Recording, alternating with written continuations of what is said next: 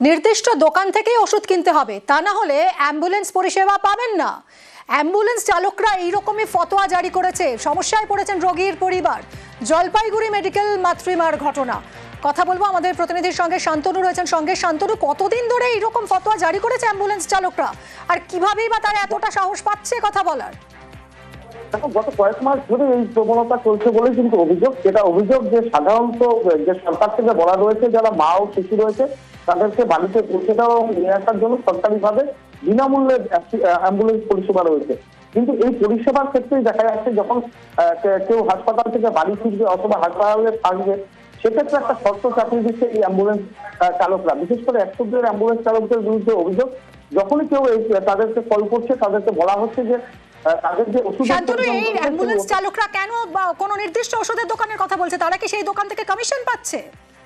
একদম সেই অভিযোগটাই কিন্তু সাধারণ রোগী এবং তাদের পরিবার, যেটা সরকারিভাবে বিনামূল্যে ওষুধ দেওয়া হচ্ছে, জোর করে তাদেরকে নিয়ে যাওয়া হচ্ছে নির্দিষ্ট কয়েকটি দোকানে এবং তাদেরকে সেখান থেকে ওষুধ কিনতে বাধ্য করা হচ্ছে।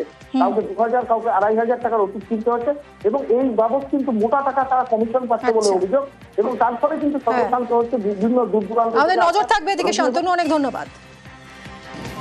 ঘটনায় যে গাড়ির ড্রাইভারের সাথে আমার কথা হয়েছিল যাবো, আরেকজন ছিল, ঠিক আছে আমি দিব গাড়ি বলছে ওই পাশে। তারপরে যখন ছুটি হলো তোকে আমি ফোন করলাম ওকে, তখন বললো এই পাশে কাগজ নিয়ে, পোলিও কাগজ নিয়ে, পোলিও রেফার মানে ছুটির কাগজ টাগজ নিয়ে আমি ওই পাশে গেলাম। তারপরে ও ওষুধ কিনতে নিয়ে গেল। কোথায় নিয়ে গেল? ওই দোকানে, রাস্তার পাশে। মানে কিসের জন্য নিয়ে গেল? এগুলো ওষুধ কিনতে লাগবে নাকি এখান থেকে বলছে। এখন এখন এখন কি করতে চাচ্ছে? এটা এখন রিটার্ন করতে চাচ্ছি, যেহেতু পাওয়া যাবে এখন বললো। এই পেশেন্টটা নামলো তো গাড়ি দেওয়ার জন্য, আমি যখন এই পেশেন্টটাকে ধরলাম তো বলছে না আমার 102 এর নাম্বার যোগাযোগ আছে। পরে এখন আধা ঘন্টা থেকে গাড়ি নাই, তারপরে দেখলাম এই ওষুধের টোপলা নিয়ে আসলো। তা আমি বললাম গাড়ি আসলো না, তুই ওষুধের টোপলা কোথার থেকে নিয়ে আসলি? এই যে ওষুধের দোকানগুলোর সাথে এটা নিয়ে কি দালাল চক্র চালাচ্ছে এই নিশ্চয়ই 102 এর ড্রাইভাররা? এটা অবশ্যই থাকতে পারে, তা না হলে ওদের এত ইন্টারেস্ট থাকবে কেন? যে ওষুধটা আমি আউটডোর থেকে পেশেন্ট পার্টিকে নিয়ে দিচ্ছি, ওরা কি দোকান থেকে কেনায় দিচ্ছে? না, এই চক্রকে তো মানতেই হবে, এটা কোনোভাবেই বরদাস্ত করা যায় না। আমি তো জানতাম না এই বিষয়টা, আপনাদের কাছ থেকেই জানতে পারছি।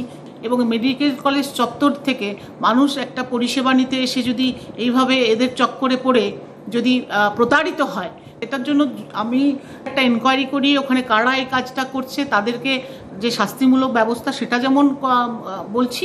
এমএসবিপি রয়েছেন, আমাদের যারা ওখানে দায়িত্বে রয়েছেন তাদেরকে ওখানে একটা এনকোয়ারি করিয়ে তাদের শাস্তিমূলক ব্যবস্থা তাদেরকে বের করে দেওয়া হবে।